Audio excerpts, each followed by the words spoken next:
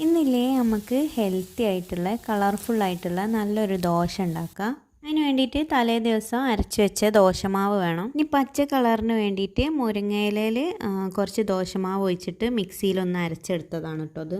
അതിലേക്ക് കുറച്ചും കൂടി ദോശമാവ് ചേർത്തിട്ട് നല്ലോണം ഒന്ന് ഇളക്കി മാറ്റി വെക്കാം. ഇനി പിങ്ക് കളറിന് വേണ്ടിയിട്ട് ബീട്രൂട്ട് ചെറിയ കഷ്ണങ്ങളാക്കിയിട്ട് മിക്സീൻ്റെ ജാറിൽ ഒന്ന് അരച്ചെടുത്തതാണിത്.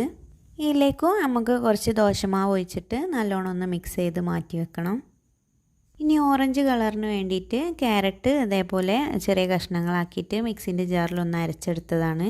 ഇത് നമ്മൾ നേരത്തെ ചെയ്ത പോലെ മാവ് ഒഴിച്ച് മിക്സ് ചെയ്യുക. ക്യാരറ്റും ബീട്രൂട്ടും മുരിങ്ങയിലൊക്കെ നല്ലപോലെ ഫൈനായിട്ട് അരച്ചെടുക്കണം കേട്ടോ. അരയുന്നില്ല എന്നുണ്ടെങ്കിൽ നമുക്ക് അതിലേക്ക് കുറച്ച് ദോശമാവ് ചേർത്ത് കൊടുത്തിട്ട് അരച്ചെടുത്താൽ മതി.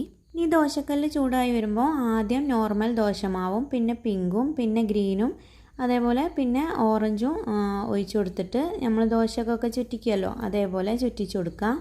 ഇതിന് ടേസ്റ്റിനൊന്നും യാതൊരു വ്യത്യാസവും ഉണ്ടാവില്ല കേട്ടോ. നമ്മൾ സാധാരണ ദോശ കഴിക്കും പോലെ തന്നെ ഉണ്ടാവും. മുരിങ്ങൻ്റെ ക്യാരറ്റിൻ്റെ ബീട്രൂട്ടിൻ്റെ ഒന്നും ടേസ്റ്റ് വരില്ല.